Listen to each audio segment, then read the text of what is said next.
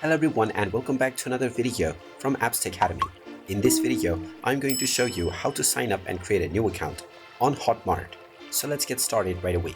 First of all, open up the Hotmart application on your device. And once you open it up, you will be taken into the home page where you will see the start button. Tap on this button and now you will be taken into the login page. Just tap on don't have an account, create account, and you will be taken into the sign up page. Type in your full name followed by your email address of choice, and then enter the password that you wish to set for your account. Then repeat this password once again for confirmation, and now tap on the checkbox to agree with the terms of condition.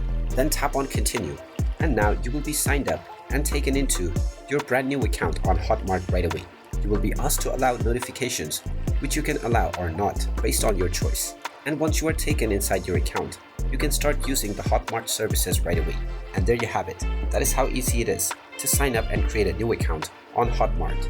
If you find this video helpful, make sure you hit that like button and subscribe to our channel if you haven't done so already.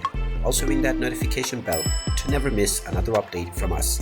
Thank you for watching and I will see you again in the next video.